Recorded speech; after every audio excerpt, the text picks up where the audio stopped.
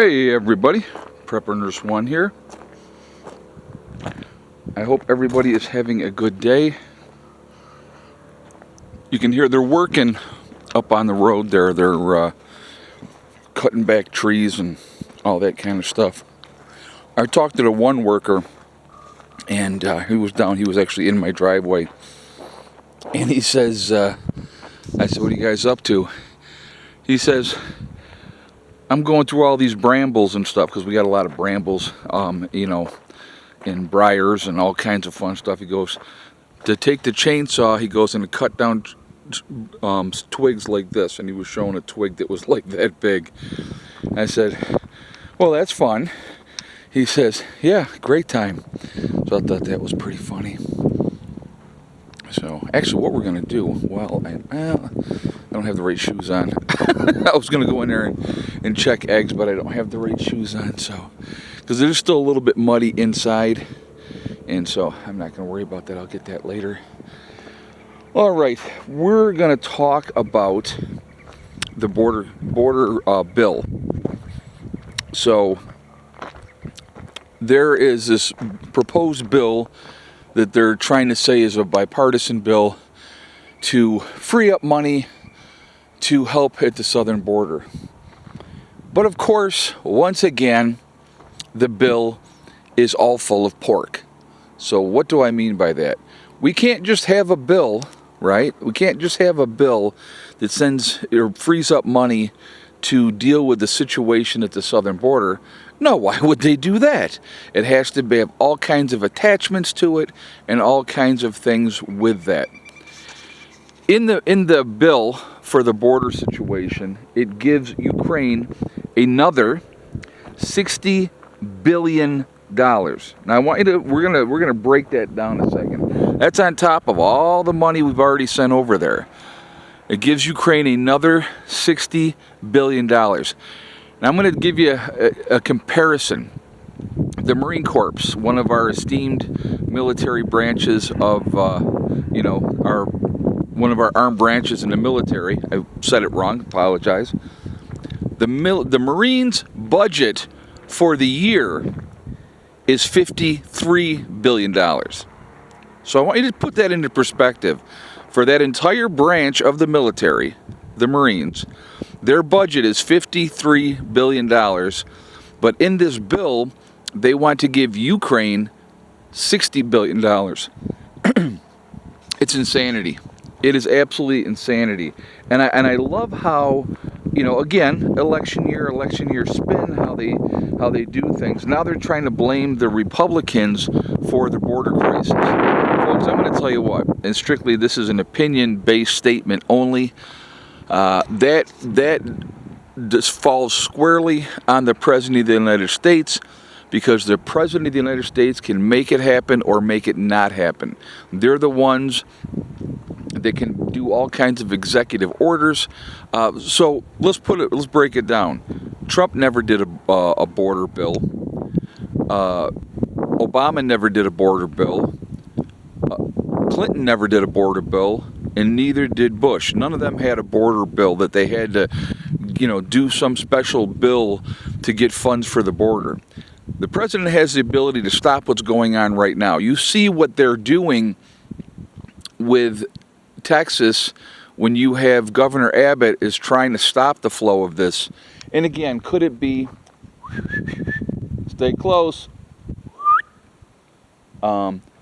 you got Governor Abbott, doing what he's doing right now, and could that be partially political? Of course. Oh, there she is. I was like, where's the dog?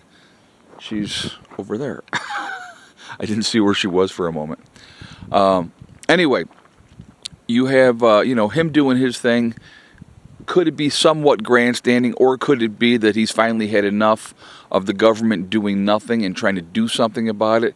And what kills me about that situation as well is you have the government trying to fight and saying, no, you can't try to stop these people from coming into the country illegally. You have to let them in. What kind of craziness? What has happened? Where is the common sense, folks? And this is what I'm not understanding. I mean, maybe I'm a little slow, I don't know, but where is the common sense? We have an issue. There's some things we can absolutely do about it right now, but our government is doing nothing. Nothing about it. And just the opposite of when you have a state trying to say, hey, enough is enough, we're going to try to do something. And, you know, maybe it is trying to put a pinky finger in the dike of a dam that is breaking apart. You know, that's probably a pretty good analogy, because you have a vast border and you have a lot of situations, you know, going on there. It is absolutely insanity with everything that is going on, what these people are dealing with, and it's craziness. And it continues to happen, and it's going to continue to happen until something is done about it. And we need somebody in office that's going to do something about it. Not someone, folks, who was just having a conversation with the president of France who died in '96. Okay? We need somebody with a little more clarity than that. We need somebody that can say, hey, you know, we got a situation here, we have an issue, we need to do something about it. You know, when Biden's talking about a conversation he just had, well, maybe he did, I don't know. Maybe he's that close to going to the other side that he's able to talk to dead people now. I remember there was a movie about that, you know. I mean, it's sad. It is sad that what we have going on. It is elder abuse, in my opinion, again, what is being allowed to happen with our elderly president, who should actually be in a nursing home, not in the White House. I definitely want to hear your guys' opinion on that. I mean, as a medical professional, you see the decline, you see the issues that are being ignored, that are being told that everything is fine, that there's nothing to see here, everything is great. You have a gentleman that can't even get out a proper sentence a lot of the times, seems very confused a lot of the times, right?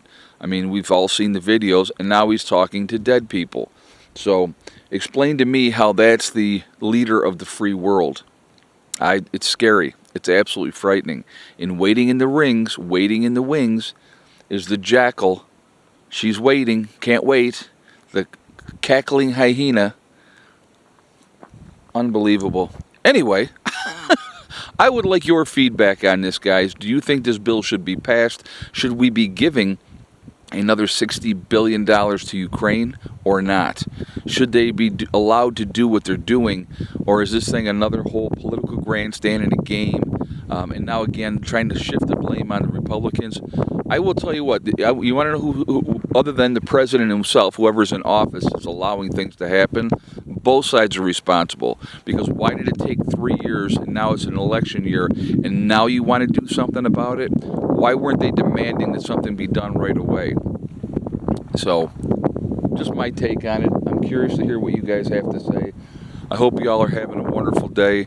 Remember, folks, we truly are all in this together. We are one race called the human race.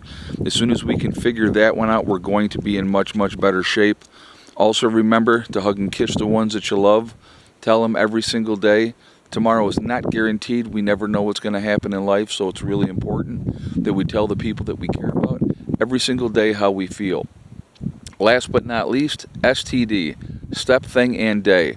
One step at a time, one thing at a time, and one day at a time. Whatever you're trying to accomplish, whatever you're trying to do, you can do it. The only person that's going to stop you from achieving your goals is you.